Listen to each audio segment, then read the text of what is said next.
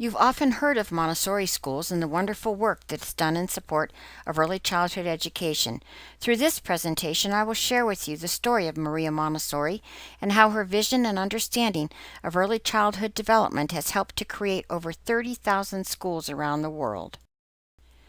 Maria was born in 1870 and became the first woman to practice medicine in Italy.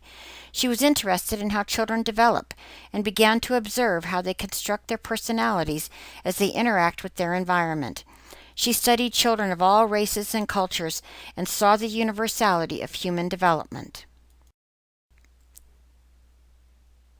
The Montessori movement has been gaining momentum since the first Casa dei Bambini, or Children's House, was opened in the slums of Rome. These first environments were created to help children, many with learning disabilities, find their potential. When you visit a school today, you will see a room full of children who are quiet and focused in their work. Children share and work together on projects and genuinely enjoy what they are doing. Materials are designed to allow children to work independently, with the teacher acting as a guide when needed. Montessori classes place children in 3-year age groups, and the older children share their knowledge with the younger ones. The emphasis on learning through all 5 senses, not just through listening, watching, or reading, is very important. Children learn at their own individual pace and learn concentration, motivation, self-discipline, and a love of learning. The design and flow of the Montessori classroom creates spaces for group activities as well as for individual work at tables or on the floor. There are areas for each part of the curriculum: practical life, sensorial, math, language, and cultural. In the practical life area, children learn to do many activities that they might see at home. These activities help to develop movements and coordination, teach them to take care of themselves and the environment, and have an emphasis on order and self-discipline. When a child chooses to do carrot cutting, they wash the carrot, peel it, cut it with a real knife, serve the carrots to their friends, and then come back to clean up the work table. Children are taught to keep their hand on the part of the knife that has the red tape on it so they don't cut their fingers. Materials developed by Montessori that deal with the senses are called sensorial. These materials are self-correcting and help to develop special motor coordination, build intellectual activities, and develop the sensory skills. The pink tower graduates in size from 1 centimeter to 10 centimeters. As children work with materials in the sensorial area, the beginning materials are painted in one solid color so the child can easily see the change in the dimensions and not be distracted by the colors.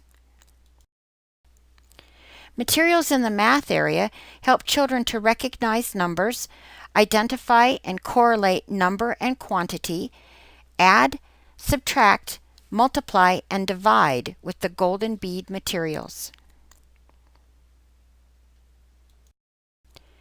The golden beads consist of loose golden beads equaling 1s, 10 golden beads on a small wire rod equals 10, 10 rods wired together in a square equals 100, and 10 squares wired together in a cube equals 1,000, the decimal system.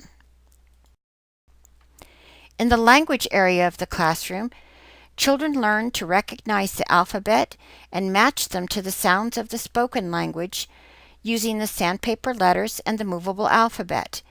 They work with activities that prepare them for spelling, reading, and writing. Children begin with the objects and the movable alphabet. A child will place the object on their rug and find the letters in the box that build or spell the word. He will move to using pictures instead of objects and will be able to build the words on his own or begin to read. The cultural area of the classroom introduces science and social studies. In this area, you will find activities that include learning about plant life, animal life, maps of the world, and the continents.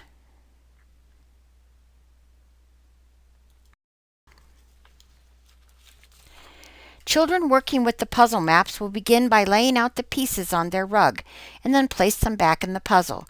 When they've mastered the puzzle, they like to create their own map to take home. They begin with the map of the world and progress to more difficult maps like the map of the U.S. All of these materials we've seen so far act as a starting point for further learning, investigation, and discovery. Montessori believed that a child learns best by exploring, repeating, and trial and error.